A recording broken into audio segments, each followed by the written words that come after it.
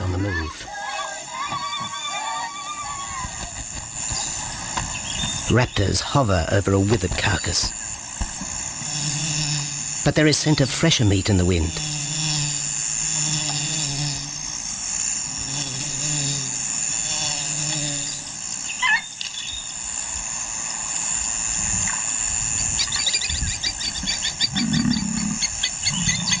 Pickings have been slim for Nabamba's pride since her fight with a startled warthog. The lioness is limping from the encounter. And even the pride's big male, Jabu, wonders when his next meal will come.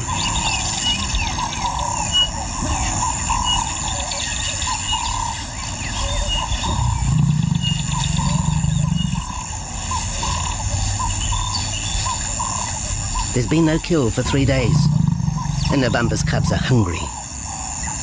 Survival is tough across this tawny continent.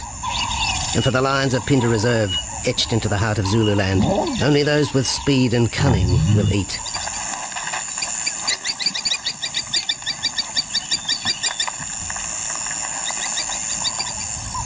For this pride anyway, it's been a long time between meals.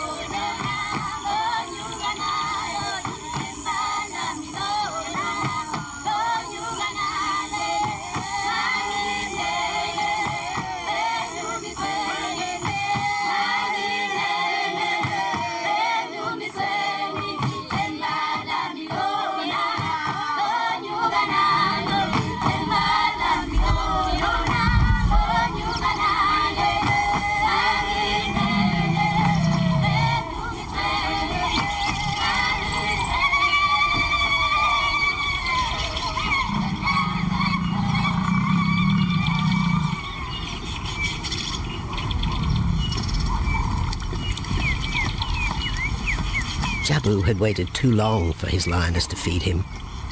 Overnight, his stealth carried him into the path of a careless zebra. The rest of the herd is still skittish. One animal had already lost his tail to a hungry pride, but for the dazed stallion, it was all over in seconds.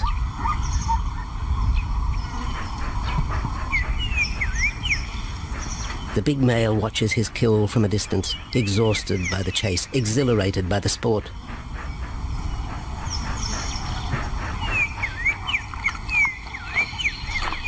Jabu will feast later.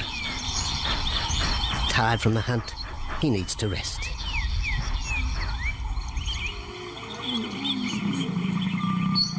But his prey will be safe. Few scavengers will risk the sudden return of the Lion King.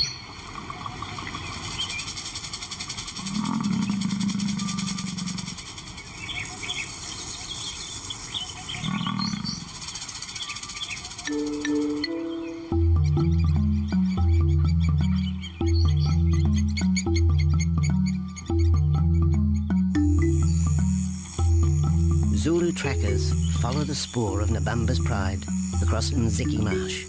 This vast tract of savanna is favoured by the lions in the dry air of winter, but it's a region also shared by Pinda's giraffe and white rhino population.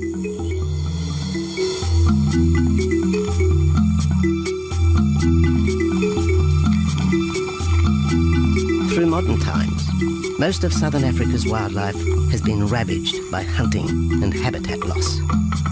Farmland, overgrazed and buffeted by domestic stock, has ripped the heart out of the original bush. The open, broad-leaved woodland, acacia bushveld, and wetland habitat had all but disappeared, taking with it the wildlife.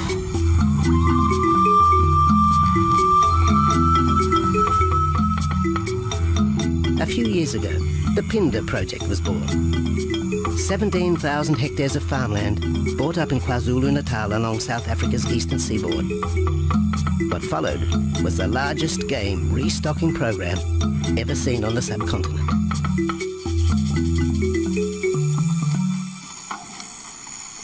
The land was overgrazed to a certain extent and it wasn't in very good shape. They put all these farms together, put a perimeter fence around it, and then brought in a lot of game. I mean, we brought in elephant, we brought in rhino. We started off with those sort of animals and then started with cheetah, bringing in cheetah onto the reserve, mainly to get them used to the area before the lions came on, because the lion is a more superior predator as such and would dominate the cheetahs. We wanted to get them settled first before the lions came in.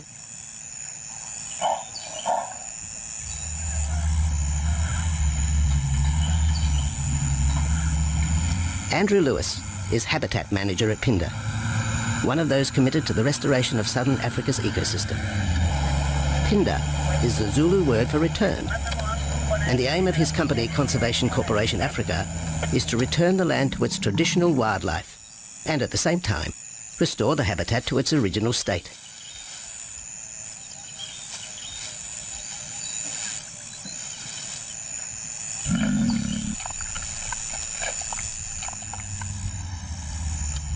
Phinda is cautiously open to top-level tourism, limited and luxurious. Dreams of extending the green frontier require funds, and the reserve's lion pride has already earned its keep.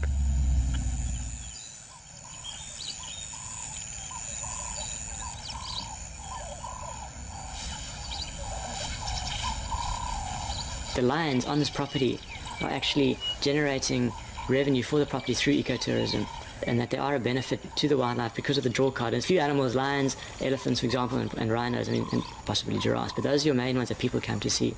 And we've been very fortunate to be able to have lions on the property, and I think those lions that we have given us amazing value for our guests, and by getting our guests in here, we're getting revenue into the area, and that's benefiting wildlife as a whole.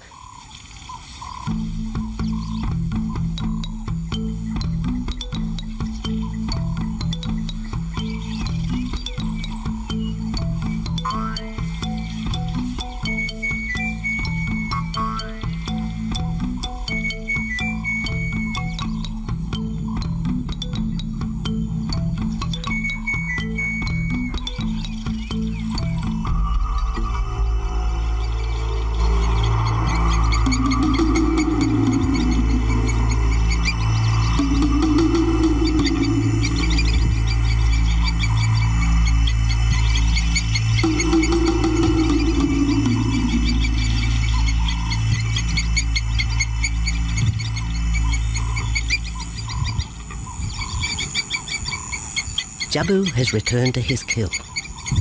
He licks the bloated carcass, but still there is no feeding. Lions will gloat over their prey, delaying the first bite until the meat ripens. For Jabu, the prospect of the meal is to be relished as much as the eventual feast.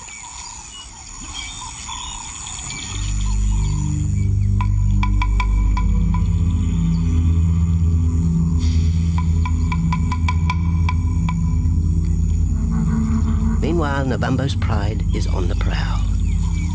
The older cubs are 10 months now, weaned, but still dependent upon Nabambo for food.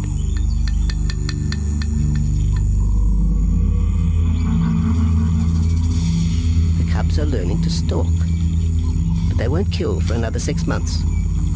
Young male lions are usually ejected from the pride when they are about 2 years old. Fending for themselves, they form hunting groups with other isolated males.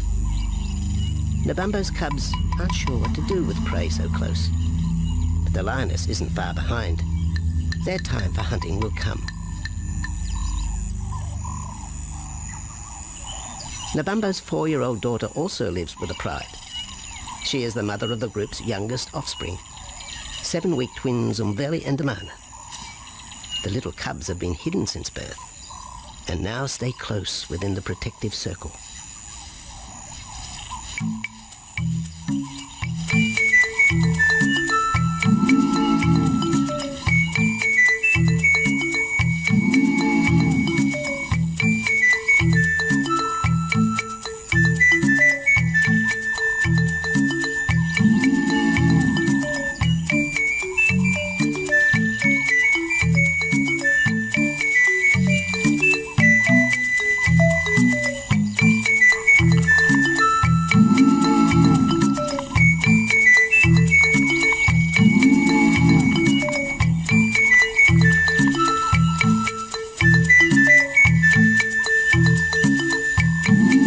Jabu has little time for his small cub. When he is older, Damana will hunt with his father, but for the moment, the big male has nothing to do with his young son. Dejected, the cub finds solace among his siblings.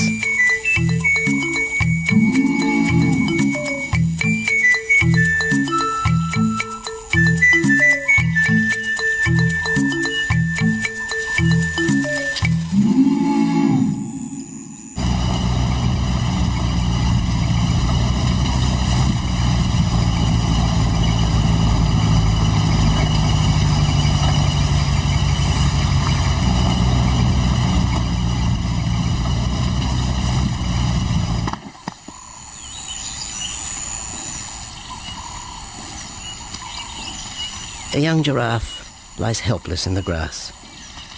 The animal's complicated vertebra means it is unable to rest its neck for any length of time. Lack of mobility means blood to the brain slows, leaving the animal disabled.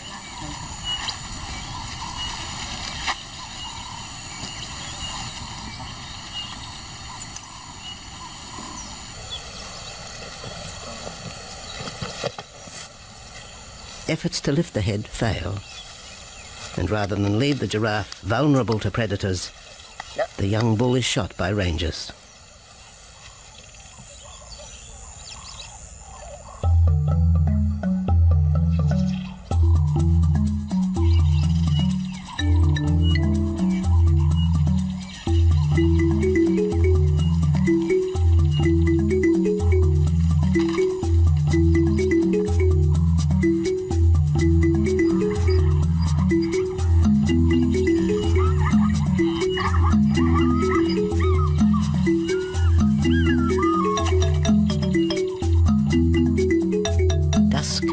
By the waterhole rekindles the interest of the pride. Nabambo is typical of most big cats. They conserve energy 20 hours a day, waking only to groom and hunt.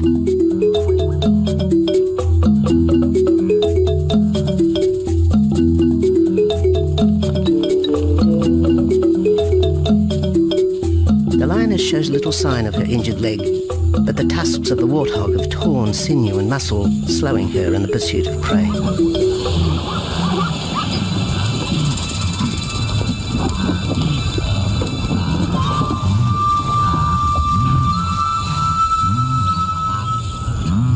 Once again, Nabambo in her pride will go hungry.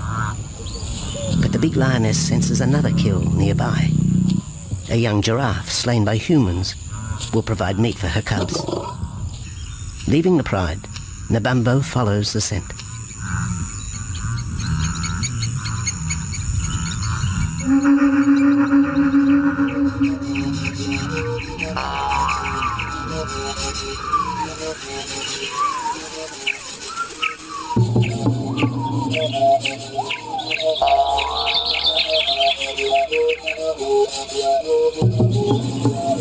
Left alone, the older cubs know the drill. They will wait for Nabambo's call to take them to the kill.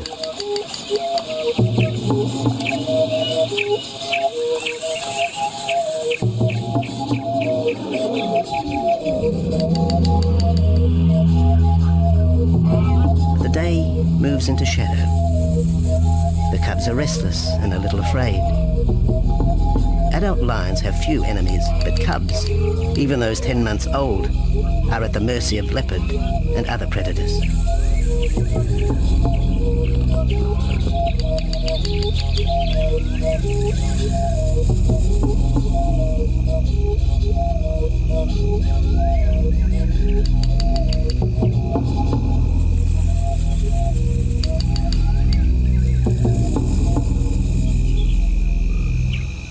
Nabambo has reached the kill, but her daughter is there first.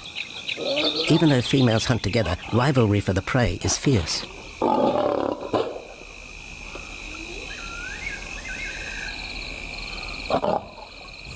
The big lioness begins the trek back for her cubs, but the youngsters have heard her call and they meet halfway.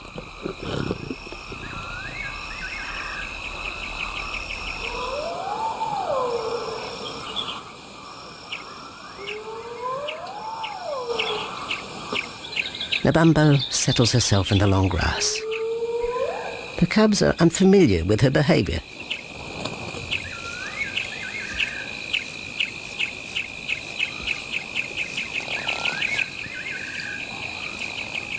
A female will usually head the charge with any kill, splitting the hide of the victim and leading the way for the pride to eat.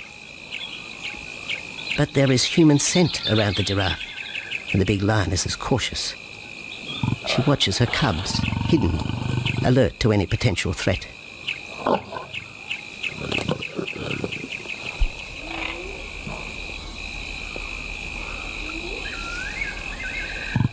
The cubs are curious, confused by this new smell.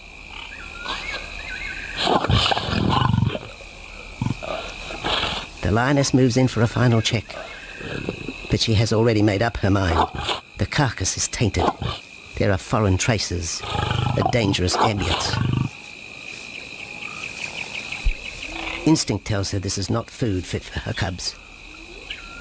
Disappointed, Nabambo moves away, the scent of another night stalk already in the wind.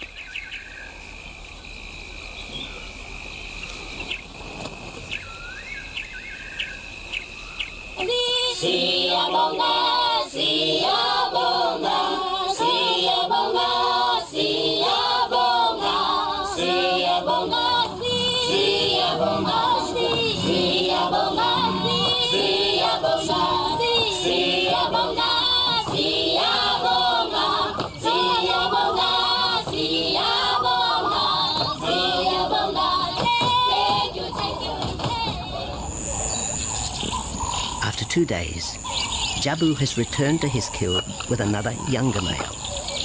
3-year-old Tembi is a son from a previous liaison with Nabambo, and the two paired up after Tembi was ousted from the pride.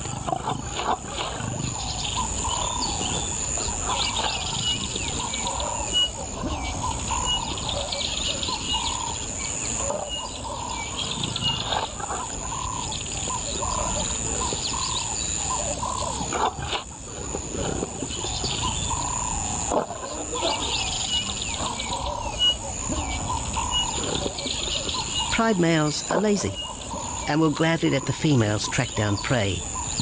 But the theory that males won't hunt is a fallacy. Any hungry male will hunt for himself when no free lunch is provided by the lioness, hyenas or other predators.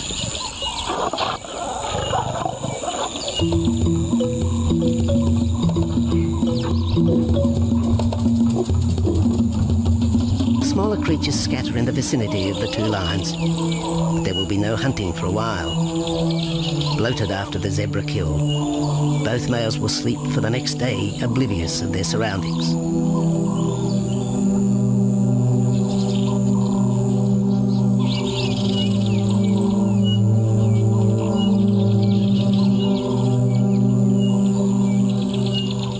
Lions hunting in pairs or groups have a success rate of around 30% in daylight, but studies show single hunters are more successful at night. Lions are sociable cats, the only group to take part in communal hunts.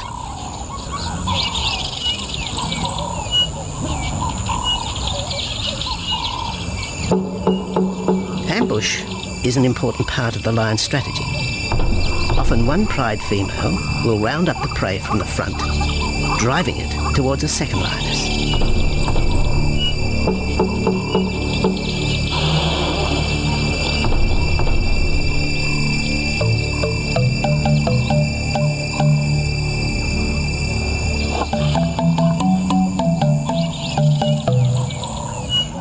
As in most cases, the pride male will only get involved if he has to.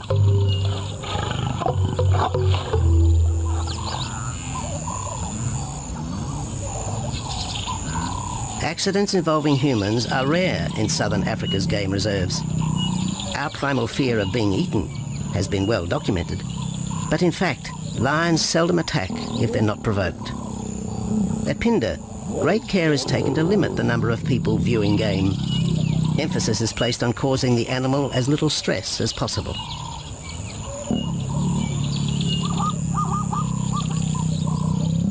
Land isn't a part of their natural food source. They don't normally go out and hunt people. I think your lions are opportunists though, and I certainly think that If your lion is very hungry, under stress, I don't think they'll necessarily go out to hunt you down, but if you interfere with them, they'll certainly kill you. And there's a good chance they might eat you at the same time.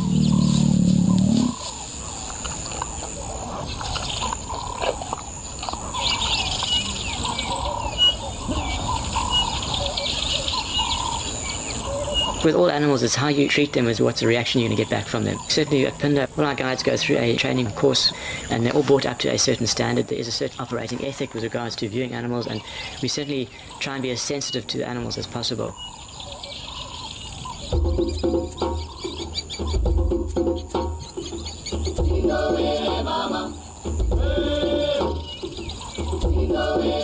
Cradled within the arms of the Ubomba Mountains and the Indian Ocean, Phinda covers one of the most diverse regions of Africa.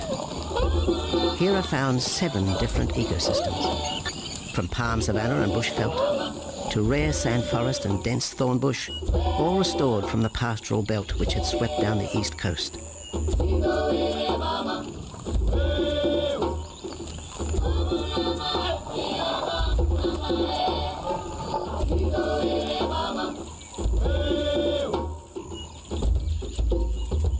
Where cotton, pineapple and cattle farms once stood, lion now roam their habitat again, alongside some traditional neighbours.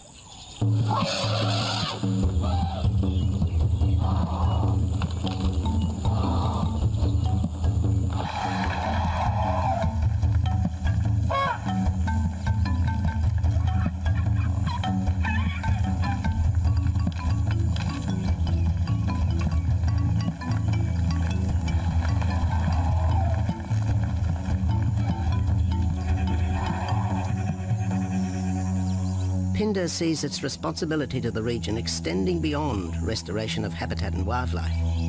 It provides schools and a clinic for the local Zulu community, as well as employment.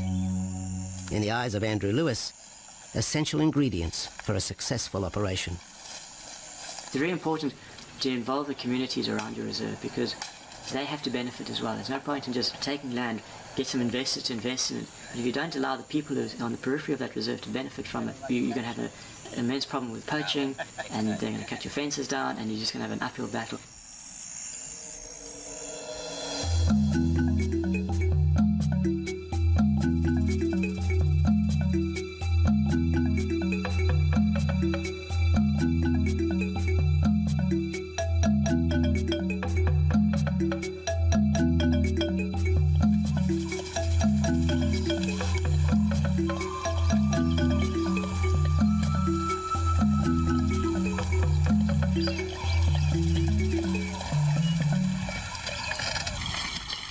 In 1992, the Phinda lions were among the first of the big 5 animals to be relocated to the reserve.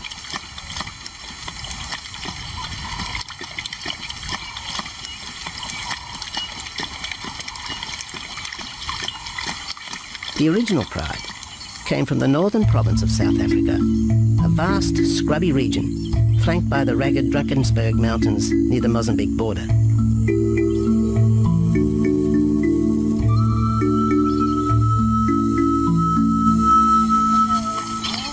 Peter Rogers helped round up Phinda's first pride, handling the lion's capture and subsequent move south.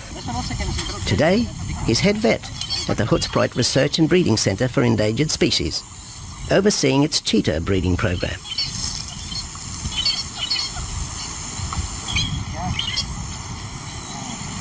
But it's the discovery of what's believed to be a long-extinct strain of lion that has put Peter's centre on the map. We were involved in the rescue of these circus animals that came down through Africa and were abandoned in Maputo. We were just founded by an animal welfare group called Animal Defenders based in London. And they said, could we just keep these animals temporary? First they mentioned tigers, and then they came back and said, well, there's 6 lions as well. So we said, yeah, we could hold them temporarily just until they found permanent homes for them, but basically get them out of that predicament that they were and the shocking conditions that they were in Maputo and Mozambique.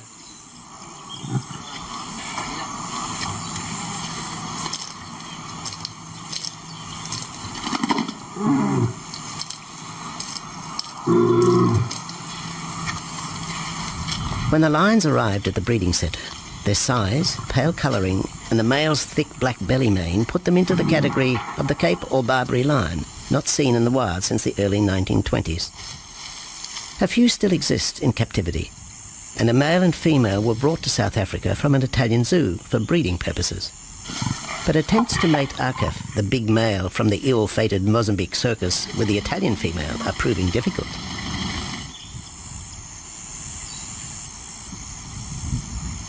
Akef is overprotective, even preventing the lioness from eating when the meat truck arrives.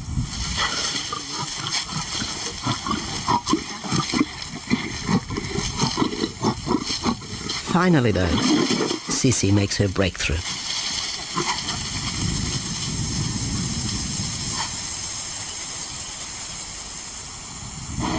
We'll see you up in the front there, Mark. You're going to go to that sort of middle central area. Where are you going to go? In the next enclosure, Arturo, the Italian Barbary male, is about to be sedated. His attention to his sister Cece through the fence is hampering mating efforts, and Peter Rogers is keen to move the big male. He shoots the dart into Arturo's rump.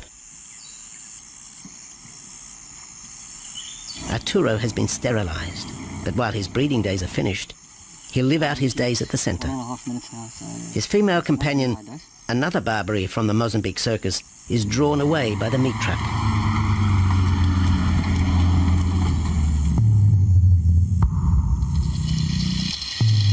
It's 20 minutes before the anesthetic takes effect.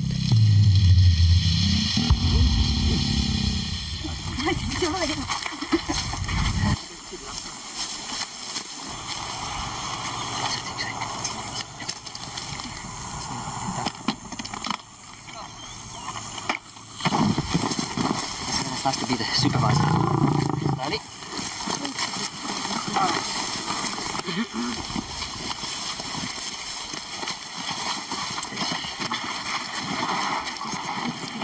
You need all your help at the bottom just to put him back into the cage, okay? One, two, three.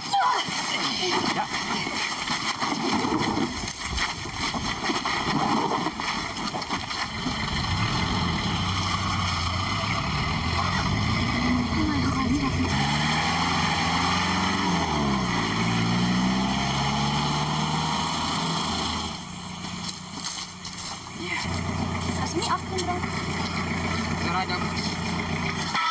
The anesthetic gives Peter Rogers and his team a chance to check over the 12-year-old lion.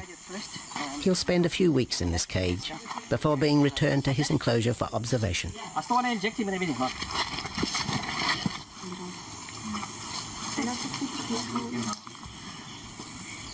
It's very exciting to be part of this project because they feel that there are perhaps not many Barbaries, if any, that are really pure, that are left even in captivity. They feel that over time other animals from other genetic bases are brought in. So there's a big project afoot at Oxford University to do the genetics. So that's just getting off the ground now. Okay. We just put under the skin and the neck if we can find the skin under this big beard of his. Normally lions wouldn't have this many ticks, but being from Italy, a European lion, he doesn't have that innate or inherent resistance to ticks. It does come with time. It's like a bit of a bit like this. So what we can do is we can put him in there and roll him over inside there. His eyes closed. Immediate term now is to get these ones to breed. And we'll take it day by day from there and see how it goes. But the prime object initially was just to get these animals back into good health, and it's developed into something a lot bigger.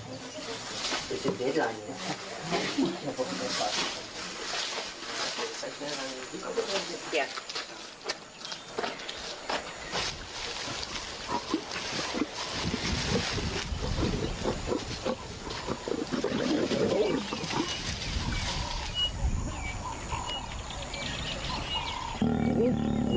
While the breeding centre's lions are healthy, it's not the case a few kilometres away in the Kruger National Park, where TB has ravaged half the population. Infected buffalo have been blamed for the outbreak, primarily in the south of the park, and attempts are being made to fence off the diseased area.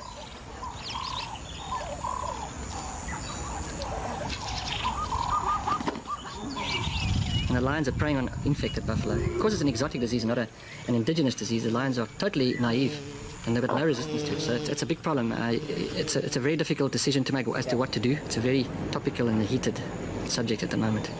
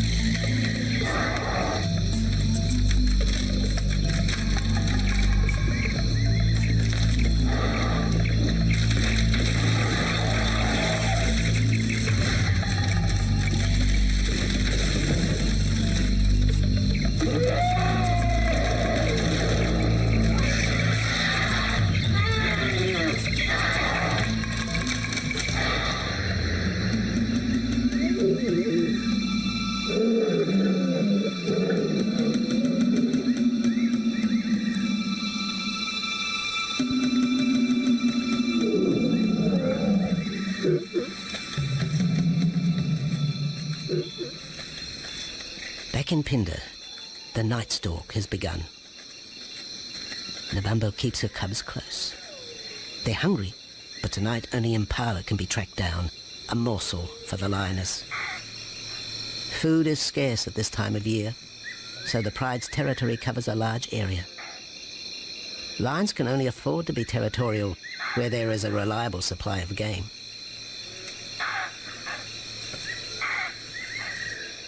Jabu wants to mate. He's been with his pride for nearly a year now. But Nabambo would prefer a larger group of males around her.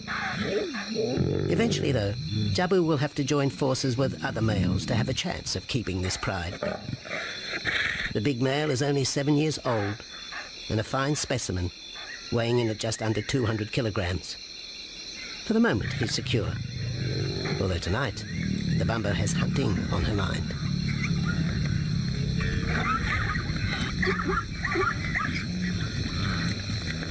The cubs follow in the lioness's wake. If there is a kill, she will feed first. Often, weak cubs lose out to a hungry mother. High juvenile mortality rates are the result of lean times.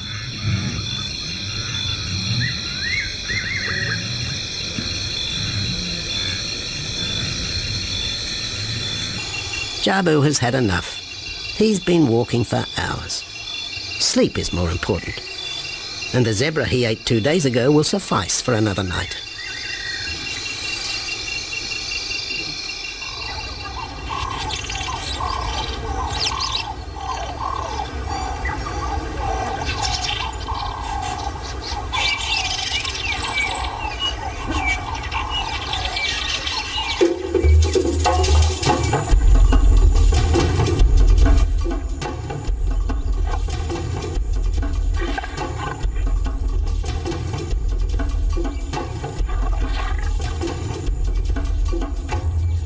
Nabambo has made a kill, a young Nyala buck. It's been 3 days since the pride has eaten, and this will provide meat for them all. But the lioness will eat first.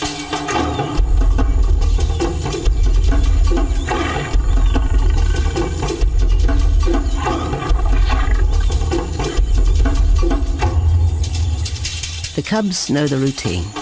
They will get their turn. But Nkosi is hungry. He creeps towards his mother. As the biggest of the cub,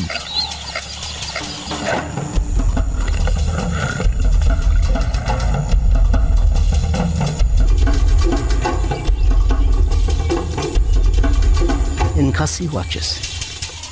A lioness can eat more than 20 kilograms in a single sitting. This could be a long wait for the little cub. Nkosi approaches the kill cautiously. Sometimes a lioness will turn on her cubs, but today Nebambo is pleased with her efforts.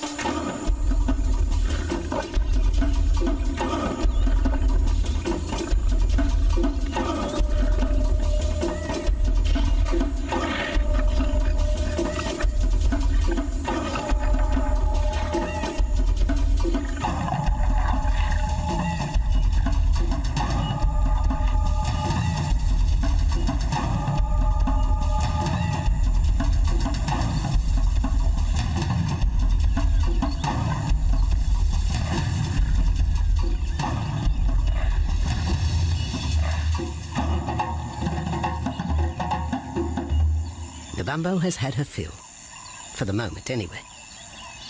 Lions never eat the stomach of a kill. She will bury it before dragging off the carcass. This way, hyenas and other predators are thrown off the scent. The evidence has been buried. The carcass is no more.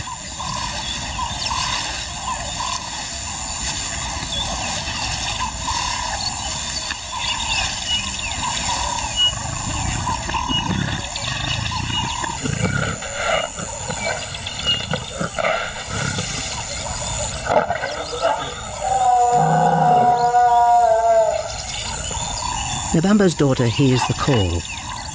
It is the second this morning.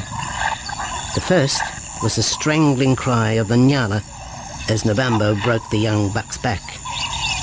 There was no struggle. The big lioness is a seasoned hunter.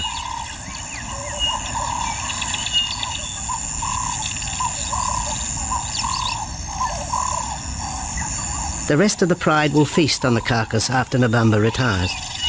But first, they will drag it into the bushes, away from prying eyes, away from raptors already circling the kill scene.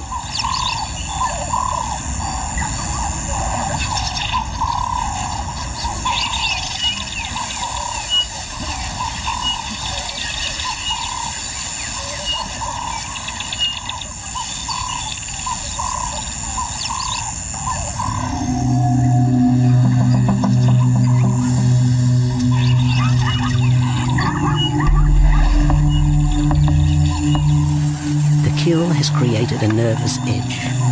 Even the hippo, its bad temper legendary, is flustered, anxious to protect its waterhole. The wildebeest are a favourite prey for lions. Naturally, they feel vulnerable. But for the pride, there is no agitation. Gorged, they will sleep for the next day. Even Mveli and Damana, the 7-week twins, have tasted blood for the first time. But it will be many months before they take part in a hunt. For the moment, they just want to play with Nkosi.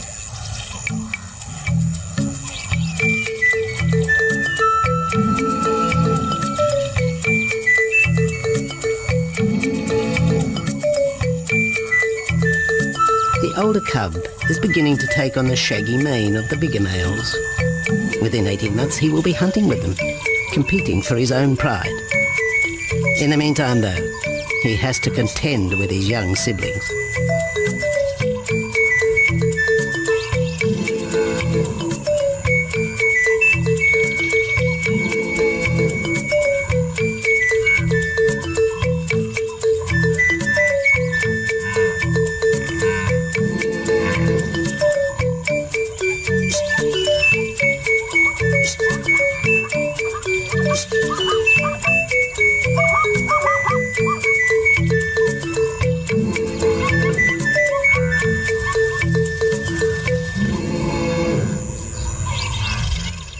Jabu rejoins the pride. He has missed out on the kill, but he didn't share his zebra with the rest of the pride the previous day.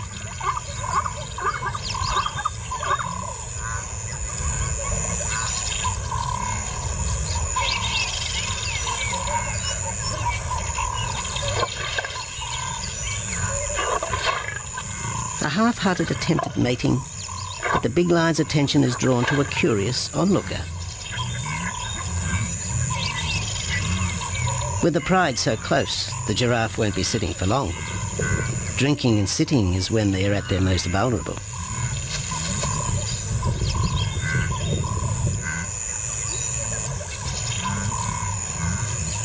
Jabu keeps an eye on his group. Pride takeovers by other males are common, and savage fights can occur between the pride male and the intruder. If a takeover is successful, the new male will usually kill all the suckling young of his former rival. When a nursing mother loses her cubs, she comes into heat within a few weeks. The normal interval between cubs is about 2 years, with a gestation time of 3 to 4 months.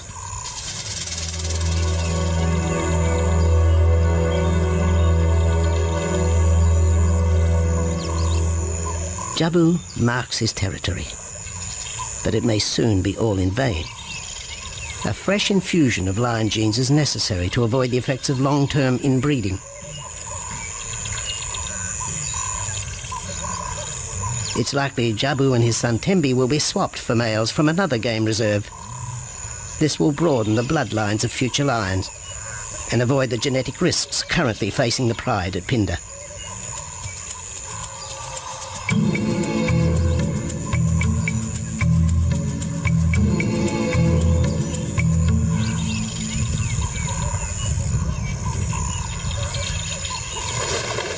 Vultures have found the dead buck, but there is little left of the carcass. Nabamba and her pride have eaten. The big lioness tries to dislodge Nyala fur from her teeth. Tomorrow, the next day, there will be another kill. Nabamba's cubs will grow up strong.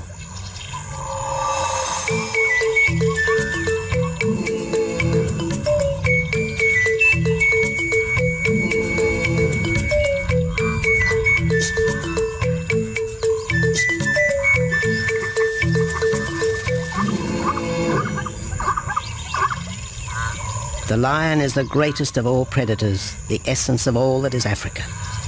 And yet, there are fewer than 50,000 left in the wild. The future for the species lies in managed reserves such as Phinda. Here in Zululand, the lion roams free for the first time since the beginning of this century. At Phinda, the philosophy has always been simple. Africa's wildlife land, undervalued and underutilized, is the continent's most precious natural resource. Focusing on the animals, their habitat and local communities is just the beginning of an African renaissance. Phinda is, after all, the Zulu word for return.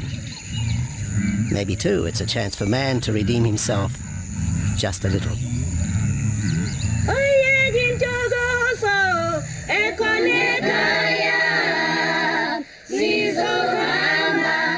Don't